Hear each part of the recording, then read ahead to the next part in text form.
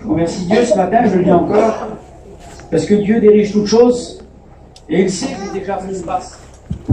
Il sait ce qui se passe dans les cœurs, il sait ce qui a été préparé, que je remercie Dieu du programme, de ce qui a été dit, des mots que Garchom a dit, parce que Dieu ne se trompe pas. Dieu le sait que lorsqu'un cœur il est là, lorsqu'un cœur est fatigué, lorsqu'un cœur a besoin d'être béni, il sait qu'il n'y a que la parole qui peut parler à un cœur. Il sait qu'il n'y a que la parole. Et ce qu'il y a ce matin, il faudrait être, comme les frères ont dit dans leur prière, il faudrait être soumis à la parole de Dieu. Soumis et puis dire, Seigneur, si tu me parles ce matin, peu importe le titre, peu importe qui je suis, ben Seigneur, je réponds à ta parole. Parce qu'en regardant la parole de Dieu, je voyais ce passage de la parole de Dieu. Je voyais ce passage. On est en train de parler d'un peuple, le peuple de Jérusalem. Et puis, la Bible dit dans les Lamentations de Jérémie 4 au verset 1, Dieu parle d'eux. Il parle d'eux, puis il parle d'une manière un peu spéciale d'eux. Il dit ça. Il dit, l'or a perdu son éclat. L'or pur est altéré.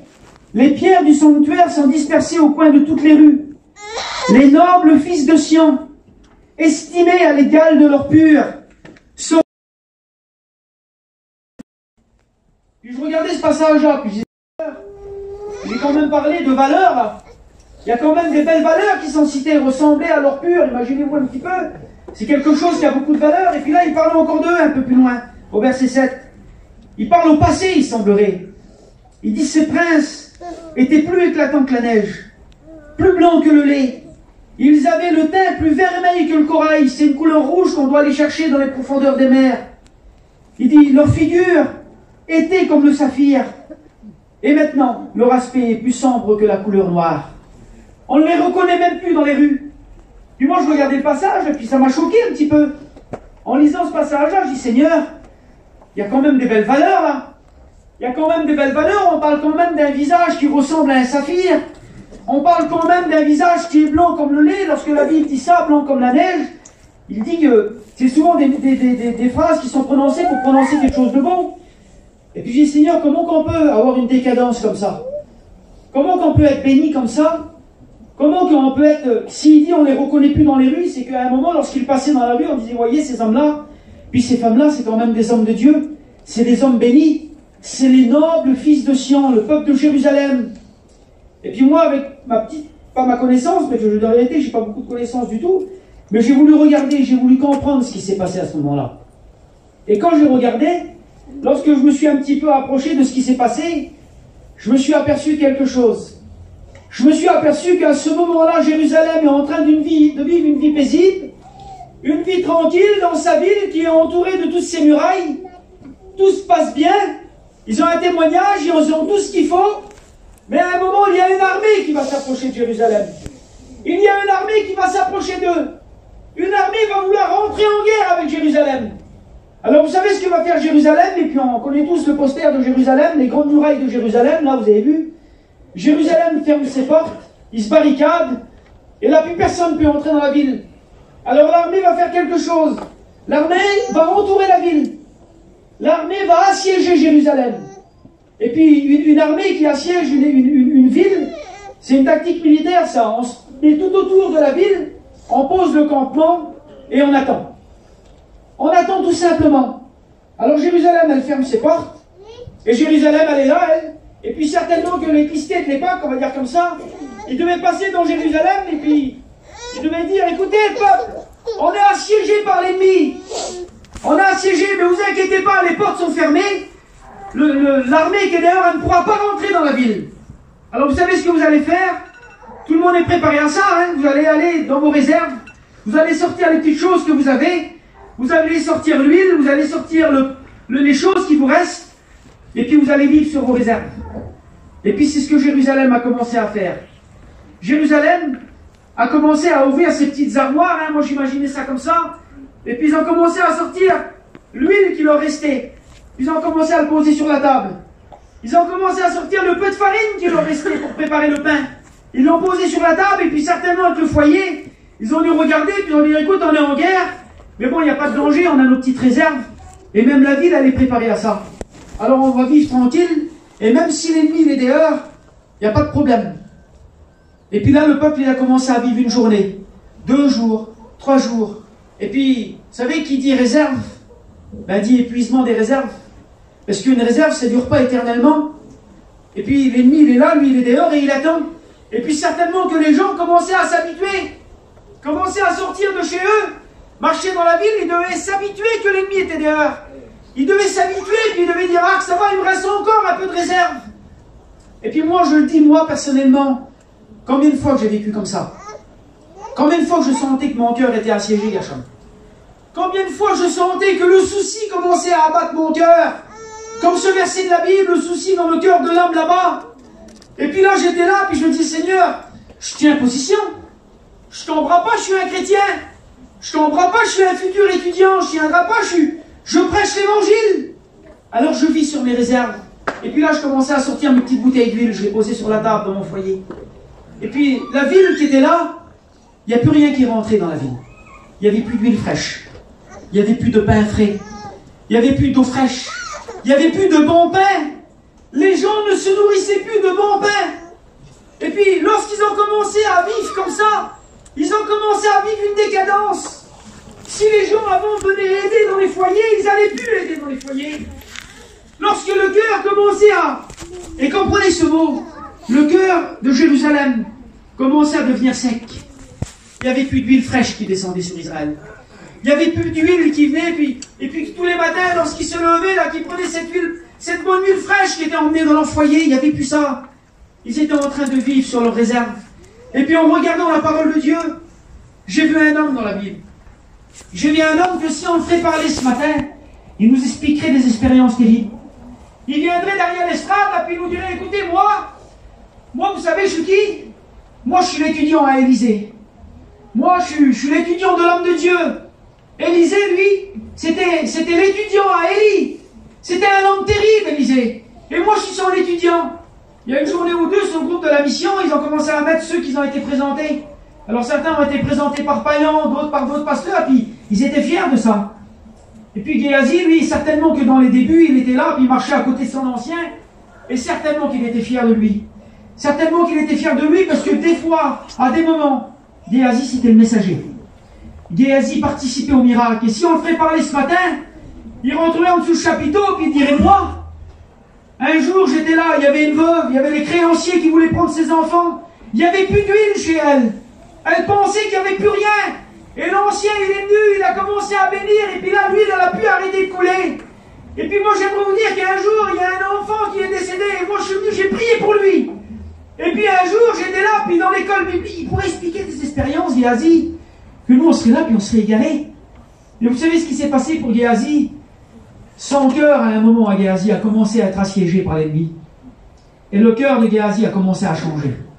Le cœur de Géasi était là, il était dans les rangs, Géasi. Il était là au début de la mission, il est parti de Gien, Géasi, lui. Et puis, il était assis dans les rangs. Et puis, des fois, le pasteur, il lui disait, vas-y, va faire ça, va dire ça, fais comme ça. Et puis, Géasi, vous savez ce qu'il est devenu à un moment? Il est devenu un spectateur. Il est devenu un spectateur des belles réunions. Il est devenu un spectateur des hommes qui étaient devant lui et qui étaient bénis. Il est devenu un spectateur de ceux qui recevaient les messages, qui recevaient les bénédictions. Et puis, combien de fois que ça nous a arrivé? Combien de fois que moi, ça m'est arrivé? Je me prends la voix comme exemple, je ne vais pas juger les autres ce matin. Mais combien de fois que ça m'est arrivé d'être dans la mission, d'être assis, d'être béni? Mais à un moment, mon cœur commençait à s'éloigner un peu du troupeau. Mon cœur commençait à se détacher du troupeau. Et puis là, le cœur était assiégé, et puis là, j'étais plus béni. Pourtant, je montais derrière, je chantais, moi. Je chantais en italien, quelle beauté. Mais le cœur, il n'était plus béni, Gacham. Le cœur, il recevait plus l'huile fraîche. Puis j'étais là, j'étais dans les rangs. Et puis je recevais plus cette bonne huile-là. Et c'est ce qui s'est passé pour lui. Et j'aimerais vous dire ce matin, comme un avertissement, mes frères et sœurs, un cœur qui est sec, un cœur qui ne reçoit plus l'huile fraîche, un cœur qui n'est plus abreuvé et qui ne reçoit plus ce que la parole de Dieu lui dit, c'est un cœur qui est en danger. C'est un cœur qui tôt ou tard, il va déconner. C'est un cœur qui tôt ou tard, il risque de tomber, c'est ce que je veux vous dire. Et puis Géasi, c'est ce qui s'est passé pour lui. C'est ce qui s'est passé. Géasi, à un moment, il est là, il est à côté de son ancien. Et puis il y a des chars qui vont arriver. Il y a un peuple qui va arriver. Il y a le peuple de la Syrie, ils vont arriver, puis ils vont frapper devant la porte d'Élysée. Et encore une fois, Encore une fois, ça va être le messager, lui. Je ne sais pas si vous vous rendez compte. Quelle beauté, comme on est le messager. Moi, je vous dis en vérité, si ce matin je prêche la parole de Dieu, et qu'il y a des cœurs qui répondent à la parole de Dieu, quelle fierté pour moi, les femmes. Quelle fierté, les frères, de dire, Seigneur, j'ai parlé de ta part, moi. Et les besoins, ils ont répondu, quelle fierté. Et puis, c'est ce qui se passe pour lui. Lui, il est là, puis son ancien l'appelle, viens voir, Géasi. Écoute, il y a un homme important, d'ailleurs. Il y a un homme qui s'appelle Naaman. Il est venu, il a une maladie, il a la lèpre. C'est inguérissable. Alors écoute, je vais te donner la solution, tu vas lui apporter le message. C'est l'affaire. Géasi, il sort devant tout le peuple. Il marche, il vient en direction de cet homme de guerre, là, cet homme important. Puis il dit, écoute, si tu te trompes 7 fois dans le Jourdain, tu vas être béni. On la connaît l'histoire. Et puis là, Naaman, il va faire ce qu'il y a à faire, il va se tromper 7 fois dans le Jourdain. Et puis de la grande affaire, Naaman va se convertir. Il va réaliser que les dieux qu'il y a dans son pays, c'est les dieux qui n'existent pas en réalité. Donc, Géasi, il est là, lui. Et puis, à la place de se réjouir, à la place d'être béni avec tout le monde, à la place de se contenter avec tout le monde, non, Géasi, vous savez ce qu'il fait? Il tourne son regard vers les chars à Naaman. Il voit les vêtements. Il voit l'argent. Il voit l'or. Il voit ce qui se passe sur le char là-bas. Et le cœur de Géasi qui est attiré par ces choses. Parce que j'aimerais vous dire, mes frères, que lorsque le cœur est sec, lorsque le cœur n'est plus abreuvé par Dieu, tôt ou tard on chute, tôt ou tard on tombe, tôt ou tard on trébuche, tôt ou tard on se fait du mal. Je le dis en vérité que c'est comme ça. Tôt ou tard on regarde la parole de Dieu, et même si la parole de Dieu nous parle des fois, on repousse la parole de Dieu. Et c'est ce qui s'est passé pour lui. À un moment, Géasi, il se tourne, lui, il voit le char, il voit Naaman qui repart, il voit l'or. Et puis Géasi va commencer à courir derrière ce qu'il aime. Il va commencer à courir derrière sa convoitise. À un moment, le cœur qui est sec, le cœur qui n'est plus abreuvé, commence à courir derrière les choses qu'il aime. Et c'est ce qu'il va faire, lui. Et puis à un moment, il ne va pas simplement regarder, il ne va pas simplement convoiter, lui, Géasi, mais il va passer à l'acte. Il va passer à l'action, Géasi. À un moment, il va se retrouver devant Naaman. Et puis, vous savez ce qu'il va faire? Aussi bien, il aurait pu dire, Naaman, moi je suis là, je voudrais un vêtement, je voudrais de l'argent. Vous savez certainement que Naaman lui aurait donné. Mais à ce moment-là, le cœur n'est plus touché par ce qui se passe. Le cœur n'est plus repris. Alors il va commencer à parler, et là il va commencer à passer à l'acte. Il va dire, Naaman, il y a 2 fils de prophètes qui sont venus. Ils sont chez nous là. Les Inda, ils n'ont pas d'argent, ils n'ont pas de vêtements, ils n'ont rien. Tu n'as pas quelque chose à leur donner? Et puis là, ils vont prendre des vêtements, ils vont prendre des talents d'argent, ils vont lui donner. Il va même lui donner des serviteurs. Et puis il va retourner chez lui. Et lorsqu'il arrive chez lui, c'est là que ça devient grave, mes frères et sœurs. C'est là que ça devient important. Parce qu'on commence à prendre les choses après. Puis on commence à les amener dans notre foyer. On commence à amener notre froideur dans notre foyer. On commence à amener notre manque d'obéissance dans le foyer. Notre manque de conviction pour le service, on l'amène dans le foyer. Notre manque d'amour pour Dieu, on l'amène dans notre foyer. Et croyez-moi qu'elle a la loi à côté. Hein. Elle le voit. Qui c'est qui ne s'aperçoit pas lorsque le mari est découragé? Qui c'est qui ne s'aperçoit pas lorsque la compagne est découragée? Et bien souvent, on est là. Jean-Jacques, ça va aller? On ne prend même pas la peine des fois de parler avec. On n'essaie même pas d'encourager des fois parce qu'on dit ça va aller. Voilà, c'est pas grave. Mais Géasi, lui, il renvoie les serviteurs, il prend l'or, il prend l'argent, il prend les vêtements, et puis il les dépose. Il les dépose. Et puis là, à ce moment-là, son ancien, lui, son ancien qu'il connaît, je ne sais pas vous, je sais qu'il y a des anciens, et si vous connaissez vos étudiants, vous savez quand il y a quelque chose, moi mes anciens me connaissaient, Julot me connaissait, Cheyenne il me connaissait aussi, comme j'avais un petit quelque chose, il le voyait tout de suite. Et puis là, Géasi, il va se présenter. Il va se présenter devant son ancien. Mais Dieu ne laisse pas les choses comme ça, j'aimerais vous dire. Dieu ne laisse pas les choses comme ça. Et puis à ce moment-là, Géasi va avoir sa réunion. Géasi va avoir sa journée pour Dieu. Géasi va avoir son culte. Il va avoir la parole de Dieu pour lui. Géasi va avoir la grâce de se repentir. Parce que il est là devant lui, Élisée. Et puis, il sait comment ça marche, Géasi. Il sait très bien que celui qui avoue délaisse obtient miséricorde. Il sait très bien que lorsqu'on fait une faute, il faut crier à Dieu. Il sait très bien que lorsqu'on manque d'huile, on crie à Dieu et Dieu intervient. Il le sait, ça. Il le sait. Et pourtant, il est là. Il est là, puis il veut tenir position. Ne soyez pas des Géasi ce matin. Que votre foyer ne s'appelle pas Géasi ce matin, mes frères et sœurs. Parce que Élisée s'approche devant lui et lui parle. Et il lui demande où c'est que tu as été. Puis Géasi, lui, il dit un mot. Quel coffre. Quel coffre. Moi je dis en vérité, j'aurais jamais menti à mes anciens. J'aurais jamais menti à mes anciens, mon quelle peur. Déjà Dieu, la parole, et puis mes anciens. Il regarde sur son ancien et puis il dit non, tout va bien. Tout va bien, t'inquiète pas, ton serviteur, il a été ni à gauche. Il a été ni à droite. Et puis là, il le sait, lui. Il le sait qu'il est face à une main tendue. Il le sait qu'il est demain, qu'il est face à une bonne situation, parce que Dieu est en train de le rappeler à ce moment-là. Et peut-être que toi, ton cœur, il est sec. Peut-être que tu le sens que tu es en train de t'éloigner. Tu le sens que tu es dans une froideur. Tu le sens que tu commences à t'éloigner de Dieu, et puis la mission, elle termine là. Elle termine et tu te dis, je vais rentrer dans mon quartier avec un cœur qui n'est plus béni. Vous savez, moi, j'ai grandi dans la retraite des foyers.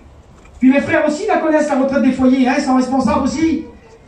Combien de fois ça arrivait, mes frères? Ça arrive au mois de septembre, c'est après la convention. Combien de fois on a vu des foyers passer derrière l'estrade? Pourtant, ils étaient partis en mission. Pourtant, ils ont écouté plein de messages. Mais le cœur était fermé. Le cœur était plus abreuvé. Ils arrivaient à la retraite des foyers. Et puis ils disaient, on a demandé à Dieu, si ça se passait pas ici, on divorçait à vie. Si ça se passait pas ici, j'arrêtais le ministère. Combien de fois qu'on l'a vu par Rodéval? Donc c'est vrai, c'est possible que le cœur peut être sec à un point de tomber. Et puis à ce moment-là, Élisée, il le sait, lui. Il le sait qu'il n'a pas le choix. Vous savez que la parole, elle est stricte. Vous savez que c'est sévère, la parole de Dieu. Vous savez qu'on ne peut pas faire ce qu'on veut. Vous savez qu'on n'a pas le droit de faire des choses qu'on veut lorsqu'il y a la parole de Dieu devant nous. Et puis là, Élisée, il va parler. Il va dire, d'accord, t'as rien fait. Et bien maintenant, je vais te dire, moi, ce qui s'est passé. Je vais te dire, mon esprit n'était pas absent lorsque tu as couru derrière le char. Je t'ai vu lorsque tu as couru, je t'ai vu, puis là il va lui annoncer un message. Et quel message? Quel message pour nous, Église de Dieu? Quel message qui est encore d'actualité? Il va dire ça, Élisée. Est-ce qu'on a le temps de prendre de l'argent? De prendre des vêtements? Est-ce qu'on a le temps de prendre des oliviers, des vignes, des brebis, des bœufs, des servantes et des serveurs? Est-ce qu'on a le temps? J'aimerais vous dire qu'on n'a plus le temps pour ces choses. J'aimerais vous dire qu'on n'a plus le temps de courir derrière ces choses. Parce qu'il y a des âmes qui se perdent. Et Jésus revient bientôt, on n'a plus le temps de vivre avec un cœur sec. Quel danger!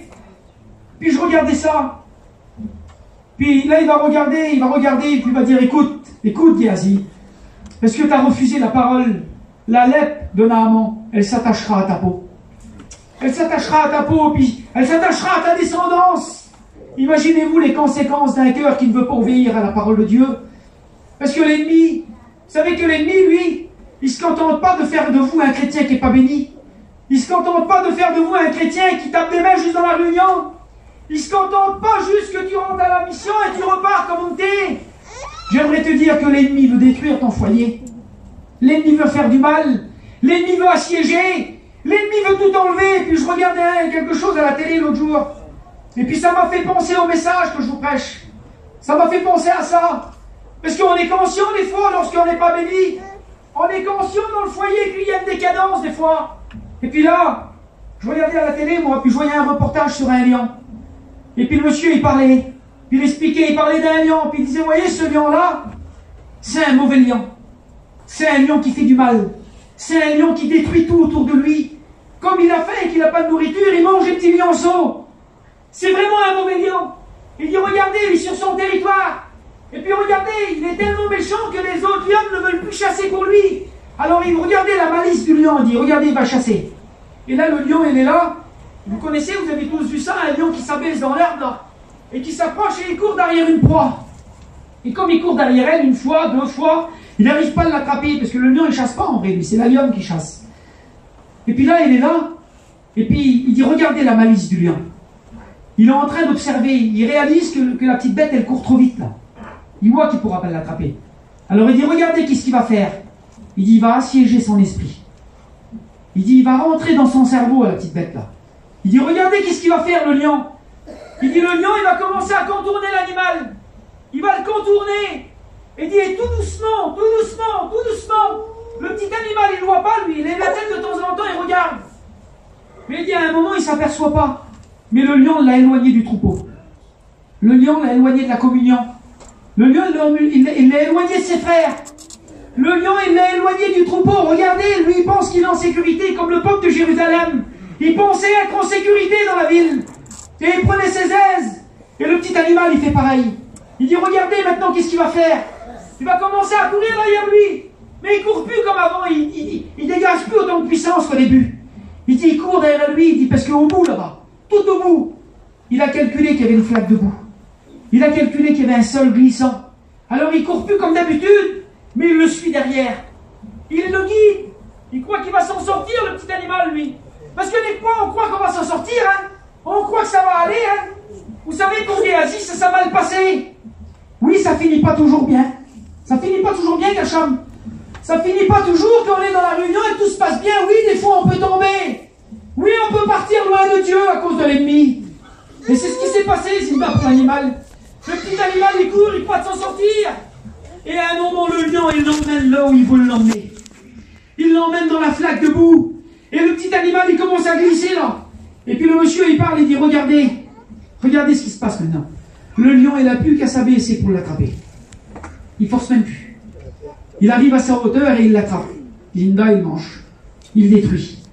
Et puis, il dit, regardez, ça continue. Et puis, il parle, le monsieur, il dit, qu'est-ce qu'il faut faire alors? Qu'est-ce qu'il faut faire pour que ce lion arrête de faire du mal autour de lui? Qu'est-ce qu'il faut faire? Qu'est-ce qu'il faut faire, mes frères? Parce que j'aimerais vous dire, jeunes foyers, j'aimerais vous dire qu'il y a un mauvais lion qui est parmi nous. Et puis Dieu veut le mettre en lumière, ce lion rugissant qui rôde, cherchant qui il va dévorer. Oui, il y a un mauvais lion qui veut assiéger les cœurs ce matin. Il y a un mauvais lion qui veut faire mal dans les foyers ce matin. Et puis, le monsieur, il parle et il dit, comment il faut faire maintenant? Comment s'en sortir? Il dit, vous savez, un lion, on ne peut pas le faire partir de son territoire. Un lion, il dit, aucun animal ne peut le faire partir. La seule chose qui peut détrôner un lion de son territoire, c'est un lion plus fort que lui. C'est un lion plus fort que lui. Alors il dit, je sais pas, il dit, mais c'est compliqué, il dit. Parce que là, il est bien dans son territoire, hein.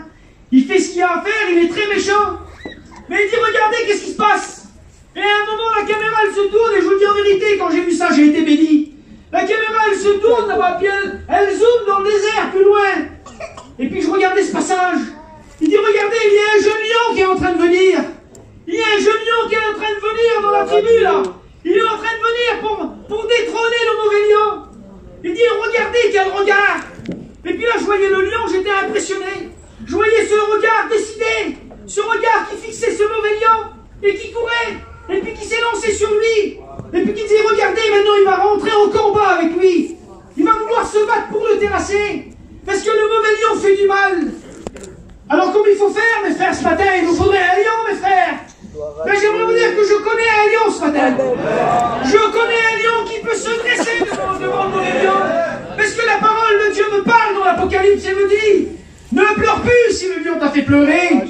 Voici le lion de la tribu de Juda qui vient. Voici le lion qui vient terrasser le mauvais lion. Et puis regardez, il va rentrer dans un combat. Regardez qu'est-ce qui va se passer. Il va le terrasser. Il va combattre avec lui. Et puis là, à un moment, il va terrasser le mauvais lion. Le mauvais lion va repartir blessé. Le mauvais lion va repartir. Puis je regardais le passage là. Puis je voyais ce jeune lion.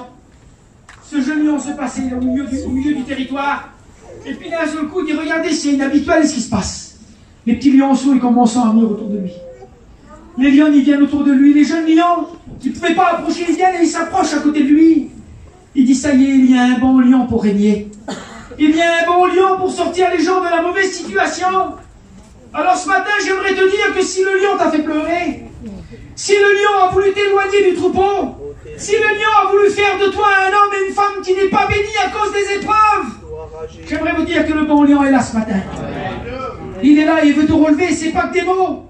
C'est pas que des mots ce matin. Il faut réaliser la parole de Dieu. Parce qu'il n'y a pas de titre ce matin.